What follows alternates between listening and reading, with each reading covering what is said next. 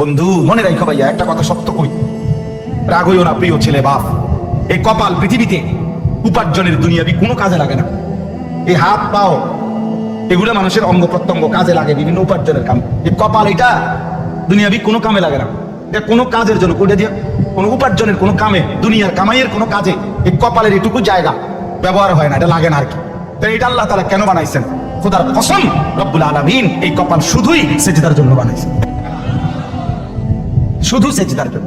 এই জন্য যে কপাল সেজদা দেয় না, যে কপালে সেজদা নাই, তুই মানুষও না, মানুষের বাচ্চাও না। ইনসানের কোনো কাতারে সে পড়ে না, সে কোনো মানুষের কাতারে পড়ে না, ইনসানের কোনো কাতারে পড়ে না যার কপালে সেজদা নেই। কারণ কপাল বানানোই হয়েছে। সেজদা কাকে বলে? ওয়াদউল জাবহাতে আলাল আরদ, জমিনের মধ্যে কি রাখা, এই তো কপাল রাখাটারই কি কয়? তার মানে সেজদা কপাল, কপাল বানানোই হয়েছে কিসের জন্য? সেজদা। নবী সাল্লাল্লাহু আলাইহি সাল্লাম বলেন, আকরাবু মা ইয়াকুনুল আবদু মির রাব্বিহি ওয়া হুয়া সাজিদ। নবীজি বলেন, কোন বান্দা আল্লাহর সবচেয়ে ঘনিষ্ঠ হয়, আকরাব সবচেয়ে ঘনিষ্ঠ হয় যখন সে সেজদা করে, সেজদা করে। এজন্য আমার শায়েখ আল্লামা মুফতি মুশতাকুন নবী কাসিমি হুজুর সবসময় এটা বলে যে কোন বান্দা যখন সেজদা করে তো আল্লাহ তাআলা তার পিঠে মাথায় এভাবে হাত বুলায় দেয়, আদর করে। আল্লাহ আদর করে, আল্লাহর কুদরতি পায়ে সেজদা দেয়, মালিক তখন আদর করে দেয়, পিঠে মাথায় হাত বুলায় দেয়। আল্লাহ ডেকে বলে, আনিস আমার সেজদা করছো না, ইরফা রাসা, উঠো, মাথা উঠাও, ওঠো, বসো, বসো। আর কিছু বলবে কিনা বলো? তো বান্দা বলে, আত-তাহিয়াতু লিল্লাহি ওয়াস সালাওয়াতু ওয়াত তাইয়্যিবাত। আল্লাহ বলে, আচ্ছা আমার প্রশংসা করলাম, খুশি হলাম। আর কিছু?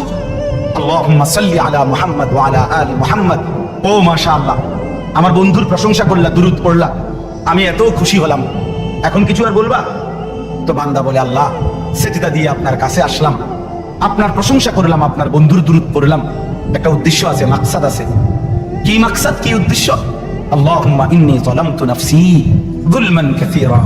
আয় মাওলা, আমি বড় নাফরমান মাওলা, আমার গুনাহ অনেক বেশি মাওলা, আর আমি জানি ওয়ালা ইয়াগফিরু যুনুবা ইল্লা আনতা, আপনি ছাড়া আর মাফ করার কেউ নাই।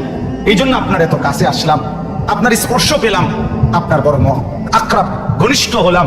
উদ্দেশ্য হলো ফাগফিরলি মাগফিরাতাম মিন ইনদিক, আপনার পক্ষ থেকে আমারে ক্ষমা করে দেন, ওয়ারহামনি, আমার একটু দয়া করে দেন। ইন্নাকা আনতাল গফুরুর রহিম, আপনি মাফ করবেন না কা? আপনি তো ক্ষমাশীল, আপনি দয়া করবেন না কেন? আপনি তো রহিম, দয়াবান। আল্লাহ বলে, কস কি রে বান্দা, এত আদর করে বললে মাফ না করি কেন?